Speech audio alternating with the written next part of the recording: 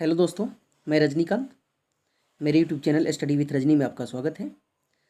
आज हम लोग भारत में अंग्रेज़ों के आगमन की चर्चा करेंगे। भारत में अंग्रेज़ों का आगमन कैसे होता है हमारे भारत में।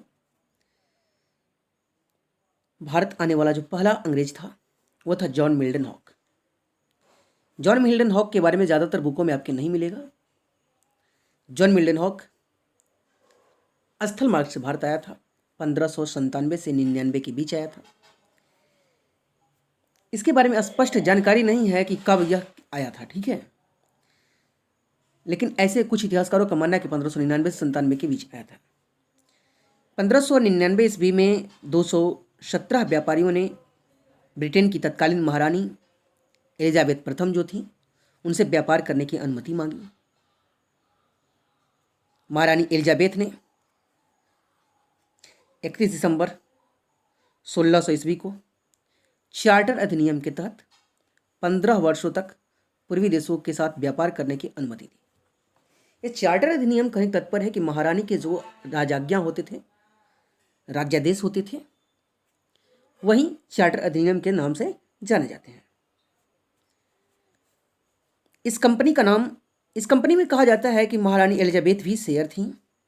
इस कंपनी के नाम के बारे में कहा जाता है कि कंपनी का जो नाम था the governor and merchants of London trading into the east. इस कंपनी का नाम था the governor and merchants of London trading into the east, जिसे चलाने के लिए बोर्ड ऑफ डायरेक्टर का गठन किया गया।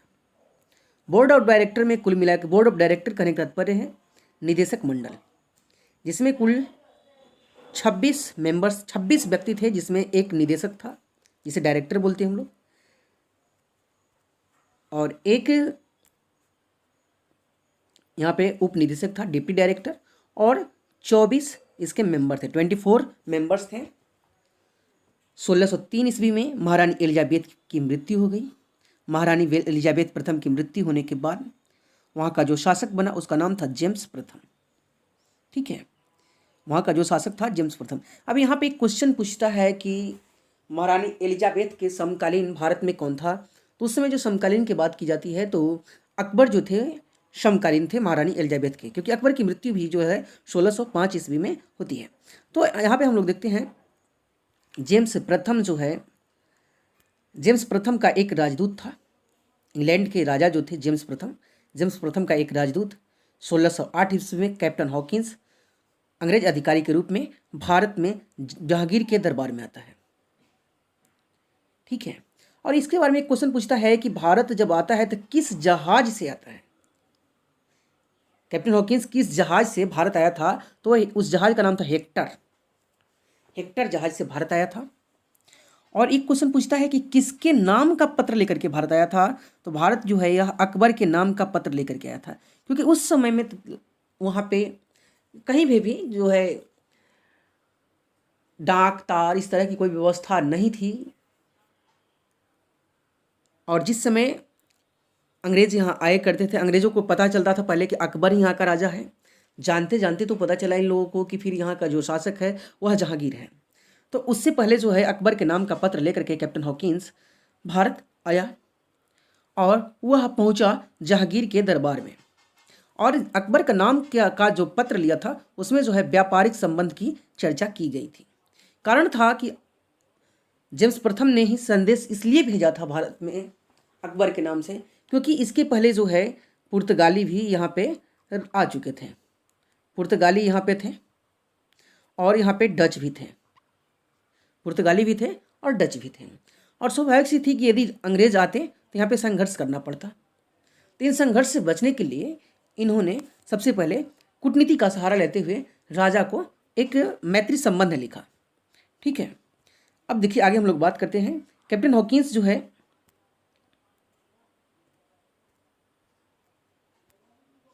कैप्टन हॉकिंस को क्यों भेजा गया। सबसे पहले एक क्वेश्चन पूछता है कि कैप्टन हॉकिंस, एक क्वेश्चन राइज होता है कि आखिर कैप्टन हॉकिंस ही क्यों आया। तो कैप्टन हॉकिंस जो है फारसी, तुर्की, अंग्रेजी और अन्य यूरोपीय भाषा भी जानता था। इस वजह से कैप्टन हॉकिंस को, और कैप्टन हॉकिंस एक जो है व्यवहारिक आदमी था, सबसे बड़ी बात यह थी।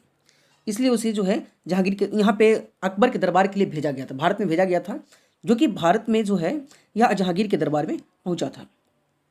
जहांगीर ने जो है इसे सूरत में अनुमति दी कि सूरत में आप जो है व्यापार के लिए अपनी कोठी बना सकते हैं, ठीक है। और यहाँ पे क्या होता है कि कुछ ही दिनों बाद, जैसे वहाँ पे सूरत में फैक्ट्रियाँ 1608 में जो है 1608 में इन्होंने फैक्ट्रियाँ डाल दी, फैक्ट्रियाँ बनाना आरंभ किया। तब तक यहाँ पे अंग्रेज़ों और पुर्तगालियों के बीच संघर्ष आरंभ हो गया, और इन संघर्ष को देखते हुए जहांगीर ने इस आदेश को निरस्त कर दिया। सूरत के जो अनुमति थी, अनुमति को उसको निरस्त कर दिया, और निरस्त कर दिया। तब पुनः 1610 में करीब में जो जहांगीर के पास कैप्टन हॉकिंस पुनः पहुंचता है। कैप्टन हॉकिंस गया, तो कैप्टन हॉकिंस को उन्होंने जो है कैप्टन हॉकिंस बहुत समझाया उन्हें कि नहीं, हमें एक सूरत में अनुमति दीजिए, तो पुनः उसे दिया गया, और 1612 में जो है यह सूरत की कंपनी बन करके तैयार हुई। इससे पहले जो है कैप्टन हॉकिंस जब जहांगीर के दरबार में आया था, तो कैप्टन हॉकिंस को जहांगीर ने इंग्लिश खां की उपाधि दी, और इन्हें 400 का मनसब प्रदान किया गया तथा जागीरें दी गई। देखिए, मनसब, उस समय मनसबदारी व्यवस्था थी। मनसब का मतलब यह होता था कि राजा उनको मनसब प्रदान करेगा, उसके बदले में राजा को मनसबदार जो होंगे वो कुछ सैनिक हो, हाथी हो, घोड़े हों, ये रसद जो है उनको पहुंचाएंगे, उनको देंगे, उनकी सहायता करेंगे, वक्त पड़ेगा तब। परंतु यहाँ पे तो ऐसा इनके पास तो कुछ था नहीं, हॉकिंस के पास, कि हॉकिंस मदद कर पाता। तब हॉकिंस को कहा गया था कि आप जो है अनेक जो भाषाएं हैं वो भाषाओं को समझ करके आप फिर इसे फारसी और तुर्की में हमें समझाएंगे, ठीक है। और कैप्टन हॉकिंस इस तरह से जो है 3 वर्ष तक भारत में रहा था। नेक्स्ट हम लोग बात करते हैं 1608 में जो है सूरत में व्यापारिक कोठी बनना आरंभ हुआ। 1613 में यह कोठी जो है अस्थायी हुई। इससे पहले जो है 1611 में जो है मसूलीपट्टनम में व्यापारिक कोठी बन करके तैयार होगी। आंध्र प्रदेश में मसूलीपट्टनम है, जहाँ पे मसूलीपट्टनम एक बंदरगाह भी हुआ करता है आज के समय में, तो वहाँ पे जो है पहली कोठी बन करके तैयार हुई। तो अंग्रेजों की पहली कोठी जो तैयार हुई बन करके वह मसूलीपट्टनम हुई। ऐसे क्वेश्चन पूछेगा कि अंग्रेजों की पहली कोठी जो तैयार हुई मसूली, तो कहाँ हुई थी भारत में? वह मसूलीपट्टनम हुई थी। ऐसे 1608 में जो है सूरत में पहली फैक्ट्री डाली थी, लेकिन वह बन करके तैयार हुई पूरी तरह से 1613 ईस्वी में। तो यहाँ पे जो है क्वेश्चन आपको दिक्कत कर सकता है, ठीक है। यहाँ पे इस बात को हमेशा ध्यान रखिएगा। पहली फैक्ट्री कहाँ लगाई थी? तो सूरत में लगाई थी, लेकिन पहली फैक्ट्री जो बन करके तैयार हुई तो वह मसूलीपट्टनम में बन करके तैयार हुई थी, ठीक है। नेक्स्ट हम लोग बात करते हैं 1611 में जो है पुर्तगालियों और अंग्रेजों के बीच एक सवाली का युद्ध होता है। सवाली के मैदान में जो है एक युद्ध होता है 1611 में, जिसका जो है कैप्टन मिडल्टन जो है इसका नेतृत्व करता था। इसमें जो है पुर्तगाली हार गए और अंग्रेज इसमें जीत गए थे। उसके बाद जो है इसमें संघर्ष जो है पुर्तगालियों और अंग्रेजों के बीच संघर्ष आरंभ हो गया था। तब भारत में जो है दूसरा व्यक्ति अंग्रेज अधिकारी के रूप में आता है sir Thomas Roe. Sir Thomas Roe जो है, टॉमस रोम नहीं, टॉमस रो है, ठीक है। सर जो है सर टॉमस रो है, ठीक है। सर टॉमस रो जो है जहांगीर के दरबार में आया। तो जहांगीर के दरबार में आने वाला दूसरा जो अंग्रेज अधिकारी के रूप में देखा जाता है sir Thomas Roe. Sir Thomas Roe जैसे वहाँ का जो है पार्लियामेंट का एक मेंबर हुआ करता था, और उसने जो है जहांगीर के दरबार में आया। 1619 ईस्वी में यह वापस गया था। इसने जो है अजमेर, मांडू और इलाहाबाद की जमींदारी की मांग की थी। जमींदारी नहीं, इनसे दीवानी की मांग की थी जहांगीर से कि हमें जो है अजमेर, मांडू और इलाहाबाद की दीवानी दे दी जाए, और मैं यहाँ का दीवानी का काम करूँगा, और इसके बदले में मैं यहाँ पे व्यापार वाणिज्य करूँगा, ठीक है। उसके बाद जो है 1623 ईस्वी में अंग्रेज़ों ने जो है सूरत में अपना हेड ऑफिस बनाया। हेड ऑफिस जो है अपना मुख्यालय जो है सूरत में बनाया। 1623 में भड़ौच में एक अपना इन्होंने कोठी स्थापित की, आगरा में कोठी स्थापित की, अहमदाबाद में और अजमेर में भी कोठी स्थापित की। कोठी स्थापित करने का मतलब है, व्यापारिक केंद्र बनाने का मतलब है कि यहाँ पे सिर्फ ये फैक्ट्रियाँ डाल देते हैं। फैक्ट्रियों का उस समय तात्पर्य यह होता था कि यह माल गोदाम के रूप में काम होता था, ठीक है। 1630 में जो है मैड्रिड की लड़ाई होती है और मैड्रिड की संधि होती है पुर्तगालियों और अंग्रेजों के बीच, ठीक है। इसमें क्या उतना कोई इंपॉर्टेंस नहीं है, जो इंपॉर्टेंस है उसके बारे में मैं बता रहा हूँ। यहाँ पे देखिएगा 1632 में जो है गोलकुंडा का शासक जो था उसने सुनहरा फरमान दिया। अंग्रेजों को जो है 1632 में गोलकुंडा का जो शासक था उसने सुनहरा फरमान दिया। उसमें उसने कहा कि आप 500 रुपये वार्षिक पैगोडा दे दें हमें, 500 पैगोडा हमें वार्षिक दे दें और यहाँ पे जो है पूरे गोलकुंडा क्षेत्र में मुक्त व्यापार करें। पैगोडा के बारे में मैंने बताया था कि डचों ने जो है अपनी जो है यहाँ पे फैक्ट्री लगाई थी और पैगोडा वो छापते थे। पैगोडा का मतलब होता है स्वर्ण सिक्के, और उन स्वर्ण सिक्कों को पैगोडा कहा जाता था। तो इस मतलब 500 स्वर्ण सिक्के आप दे दें और उसके बाद क्या करें, पूरी गोलकुंडा में आप स्वतंत्र व्यापार करें, मुक्त व्यापार करें। ठीक है। उसी समय जो है कुछ ही दिनों बाद चंद्रगिरी के जो राजा थे, चंद्रगिरी के राजा ने 1639 ईस्वी में मद्रास को पट्टे पर दे दिया। मद्रास जो है उस समय मद्रास बहुत बड़ा ये क्षेत्र नहीं हुआ करता था, छोटे छोटे गांव के रूप में था, लेकिन उस क्षेत्र को पूरे 12,000 रुपये वार्षिक में इनको दे दिया कि 12,000 रुपये आप वार्षिक हमको दे दीजिए और आप पूरे मद्रास पर अपना स्वतंत्र व्यापार कीजिए। यहाँ पे 1640 ईस्वी में जो है पहली बार जो है मद्रास में किला बनाया। अंग्रेजों ने जो है पहली बार मद्रास में किला बनाया जिसका नाम है Fort Saint George. Fort Saint George जो है मद्रास में इन्होंने पहली किला अपनी स्थापित की। तो क्वेश्चन ये पूछता है कि अंग्रेजों ने पहली किला भारत में कहाँ बनाई थी, तो मद्रास में बनाई थी, और उस किला का नाम क्या है, तो सेंट जॉर्ज फोर्ट या फोर्ट सेंट जॉर्ज। ठीक है। नेक्स्ट है 1651 ईस्वी में बंगाल में जो है हुगली में ब्रिजमैन के नेतृत्व में किले स्थापित की गई। ठीक है। इसके दुर्गीकरण किया गया। इसका करने का तात्पर्य ऐसे ऐसे जो दिया हुआ है, इसका करने का तात्पर्य है कि यहाँ पे दुर्गीकरण किया गया। तो क्वेश्चन यह पूछता है कि अंग्रेजों ने पहली फैक्ट्री बंगाल में कहाँ लगाई थी, तो बंगाल में जो है हुगली में लगाई थी। उसके बाद जो है 1651 में ही इन्होंने कासिम बाजार में फैक्ट्री लगाई। पटना में भी दुर्गीकृत किया, पटना में फैक्ट्री लगाई और दुर्गीकृत किया। राजमहल में फैक्ट्री लगाई। राजमहल जो है भागलपुर के आसपास पड़ता है, राजमहल की पहाड़ी, वहाँ पे भी फैक्ट्री लगाई और इन्होंने जो है कोठी जो बनाई और उसको दुर्गीकृत किया था। ठीक है। फैक्ट्री लगाई और दुर्गीकृत किया, साथ ही साथ फैक्ट्री लगाना और उसका दुर्गीकरण करना, इन्होंने काम किया। नेक्स्ट 1661 ईस्वी में अब यहाँ पे एक घटना घटती है। 1661 ईस्वी में यूरोप में जो है कैथरीन मेयो पुर्तगाली राजकुमारी थी और चार्ल्स द्वितीय जो थे ब्रिटेन के राजा थे, उनके जो है विवाह हुए और उस विवाह में जो है बम्बई क्या मिला उनको, दहेज में मिला। उस बम्बई को 1668 ईस्वी में चार्ल्स द्वितीय ने जो है 1668 ईस्वी में 10 लाख पाउंड की वार्षिक मुद्रा पर ईस्ट इंडिया कंपनी को इसे दे दिया कि 10 लाख पाउंड आप प्रति वर्ष में देंगे और यहाँ पे क्या करें, कर मुक्त व्यापार करें। ठीक है। नेक्स्ट हम लोग बात करते हैं 1669 से 77 तक 1669 से 77 के बीच 1677 के बीच मुंबई शहर की स्थापना हुई और मुंबई शहर की स्थापना का श्रेय जो है गैराल आयंगर को दी जाती है। मुंबई शहर की स्थापना का श्रेय गैराल आयंगर को दी जाती है। और गैराल क्वेश्चन यह भी पूछता है कि मुंबई शहर कहाँ स्थित है, बसा हुआ है, तो सालसेट द्वीप पर स्थित है। मुंबई शहर जो है सालसेट, वहीं सालसेट द्वीप जो है उनको मिला था, तो सालसेट द्वीप पे स्थित है। 1680 ईस्वी में जो है औरंगजेब ने जो है यहाँ पे, देखिए अब क्या होता है कि 1680 ईस्वी में जो है औरंगजेब हुआ करता था। औरंगजेब जो है बहुत ही क्रूर और आताताई शासक के रूप में भी देखा जाता है। औरंगजेब ने जो है 1.5% जजिया कर लगा दिया। समझे, जजिया कर मतलब होता है कि वैसा कर जो गैर मुसलमानों से लिया जाने वाला कर था, यह एक धार्मिक कर था। ठीक है। तो इसने जो है जजिया कर लगा दिया। उसमें कहा कि जो कंपनियां हैं, पुर्तगाली कंपनियां हैं या ब्रिटिश ईस्ट इंडिया कंपनी है, जो भी है, उस जो भी भारत में रहते हैं, जो भी इस क्षेत्र में हमारे क्षेत्र में रहते हैं, उनको 1.5% जजिया कर देना होगा। ठीक है। इसी समय जो है क्या होता है कि एक औरंगजेब के समय में ही एक व्यक्ति होता है, मतलब सर जॉन चाइल्ड, नाम उसका सर जॉन चाइल्ड है, लेकिन वो काम हरकत तो बड़ा वाला कर दिया। उसने जो है बहुत सारे बंगाल के क्षेत्रों को जीतने लगा और व्यापार करने के लिए और जीतने लगा। इसके बाद जो है क्या होता है कि औरंगजेब जो है उसको उस पर चढ़ाई कर दिया बंगाल पे, और इतना मारा कि इन लोगों को जा करके ये जो है एक फुल्टा द्वीप है और उस द्वीप पे जा करके शरण लेना पड़ा। बाद में जो है जॉब चारनाक आता है और उसे जो है बहुत ज़्यादा औरंगजेब से अनुनय भी नहीं करता है।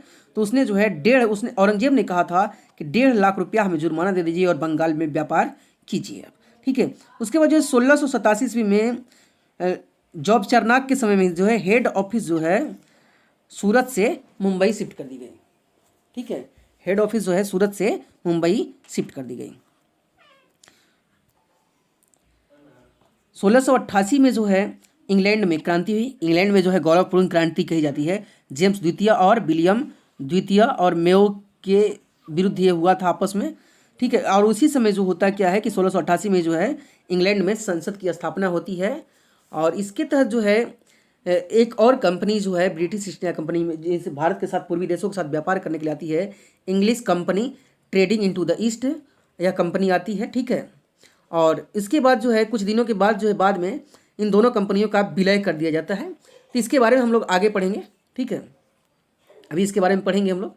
नेक्स्ट है जो है उन 1696 ईस्वी में वर्धमान में जो है शोभा सिंह नाम के एक व्यक्ति थे जिसने अंग्रेजों के खिलाफ विद्रोह किया था। इसके बारे में उतना ज़्यादा पूछा नहीं गया है, लेकिन एक बार पूछा गया था कि अंग्रेजों के विरुद्ध जो है वर्धमान जो बंगाल में पड़ता है, तो उसके विरुद्ध खिलाफ आंदोलन किसने किया था, संघर्ष किसने किया था, तो शोभा सिंह नाम के एक व्यक्ति थे, उन्होंने किया था। ये क्षेत्रीय क्वेश्चन पूछा गया था एक बार।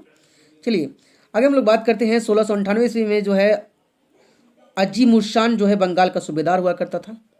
उसने जो है अजीमुर्शान ने जो है और अंग्रेजों को 3 गांव सुतानाती, कालीकत्ता और गोविंदपुर दिया था जमींदारी के लिए, ठीक है। सुतानाती, कालीकत्ता और गोविंदपुर जो शहर को दिया था बंगाल में, इनको अंग्रेजों को दिया। और वहीं उसी पे जो है जॉब चारनाक ने जो है कलकत्ता शहर बसाया था। कालीकत्ता, गोविंदपुर, सुतानाती को मिला करके जो है एक कलकत्ता शहर बसाया था, यह 1700 ईस्वी में। तो क्वेश्चन ये भी पूछ सकता है कि कलकत्ता शहर को बसाने का श्रेय किसे दिया जाता है, तो जॉब चारनाक को कलकत्ता शहर बसाने का श्रेय दिया जाता है, जिसने 1700 ईस्वी के आसपास कलकत्ता शहर को बसाया था, ठीक है। कलकत्ता में जो है इसने जो है फोर्ट विलियम की स्थापना की। फोर्ट विलियम की स्थापना की और इस फोर्ट विलियम के बारे में क्वेश्चन पूछता है। फोर्ट विलियम कहाँ स्थित है, तो कलकत्ता में स्थित है। इसकी स्थापना कब हुई थी, 1700 ईस्वी के आसपास हुई थी। किसने की थी, जॉब चारनाक ने की थी। और इसके पहले प्रेसिडेंट कौन थे, फोर्ट विलियम के पहले प्रेसिडेंट थे चार्ल्स आयर। यह भी क्वेश्चन पूछा गया है कि जो है फोर्ट विलियम के पहले प्रेसिडेंट कौन थे, तो चार्ल्स आयर थे, ठीक है। इसके बाद आगे हम लोग पढ़ते हैं। 1707 ईस्वी में जो है औरंगजेब की मृत्यु हो जाती है। 1713 से 1719 ईस्वी तक बादशाह जो है फर्रुखशियर रहता है। मुगल बादशाह जो होता है फर्रुखशियर रहता है, जिसे घृणित कायर के नाम से जाना जाता है। और इस समय क्या होता है, किसी समय जो है एक 1715 ईस्वी में एक मिशन आती है, ठीक है।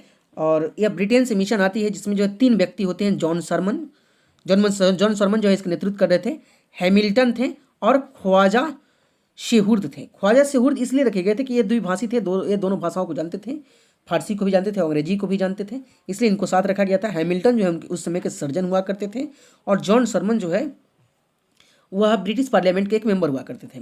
और ये लोग जो है बादशाह फर्रुखशियर के दरबार में उपस्थित हुए। उसी समय होता क्या है कि इन्होंने डिमांड लेकर के आया था ऐसे कि बंगाल में टकसाल हमें लगाने दिया जाए और कलकत्ता में 38 गाँव हमें मतलब खरीदना है, हमें बेच दीजिए आप, 38 गाँव हम लेंगे कलकत्ता में। लेकिन यहाँ पे क्या होता है, उसी समय बादशाह जो फर्रुखशियर की बहुत ज़्यादा तबीयत खराब हुई थी। और इस तरह से तबीयत इतना खराब थी कि वह जो है परेशान था और उसकी मतलब यहाँ के जो वैद्य से दवा से उसकी ठीक हो नहीं रही थी। उसी समय जो है हैमिल्टन पहुँचा और हैमिल्टन ने जो है उसका इलाज किया और फर्रुखशियर यहाँ पे स्वस्थ हो गया। और स्वस्थ हो गया तो इसकी खुशी में फर्रुखशियर ने जो है शाही फरमान जारी किया, अंग्रेजों के लिए जो है एक शाही फरमान जारी किया, जिसे कंपनी का मैग्ना कार्टा कहा जाता है। कंपनी के लिए इसे मैग्ना कार्टा कहा जाता है। मैग्ना कार्टा का अर्थ होता है महान अधिकार पत्र, जिसके बारे में इतिहासकार ओर्म ने कहा था कि फर्रुखशियर का जो दस्तक है, इसको दस्तक बोलते हैं, ठीक है। फर्रुखशियर ने जो आदेश दिया था उसको दस्तक बोलते हैं और उस दस्तक को जो है इतिहासकार ओर्म ने कंपनी का मैग्ना कार्टा बताया था। इसमें कहा गया था कि 3000 रुपये वार्षिक हमें दीजिए। फर्रुखशियर ने कहा था 3000 रुपये वार्षिक दीजिए, बिहार, बंगाल, उड़ीसा में कर मुक्त व्यापार कीजिए, ठीक है। इतना ही नहीं, उसने यह भी कहा था कि 3000 रुपया या फिर आपकी जो इच्छा है वो दीजिए और कलकत्ता पर भी आप वो अपना नियंत्रण रख सकते हैं, वहाँ पे भी व्यापार मुक्त कर सकते हैं। 10,000 रुपये में जो है सूरत में व्यापार मुक्त करने के लिए उसने अनुमति दे दी कि 10,000 रुपये में आप 10,000 रुपया दीजिए और सूरत में मुक्त व्यापार कीजिए। इतना ही नहीं, जो है उसने यह भी कहा दिया कि मुंबई में के जो टकसाल हैं, अंग्रेजों के जो टकसाल थे, वह जो है उसमें तांबा और चांदी के सिक्के बनते थे, तो उसको भी इन्होंने कह दिया कि जितने भी मुगल क्षेत्र हैं, मुगल क्षेत्र में इसका सिक्का चलेगा। ठीक है, यह सिक्का मान्य होगा। तो इस तरह से जो है फर्रुखसिया ने जो आदेश दिया, जिसको कंपनी का मैग्ना कार्टा कहा जाता है। अब अगले वीडियो में हम लोग जो है कर्नाटक युद्ध के बारे में बात करेंगे। ठीक है, वीडियो अच्छा लगे तो लाइक, शेयर और सब्सक्राइब जरूर करें। धन्यवाद।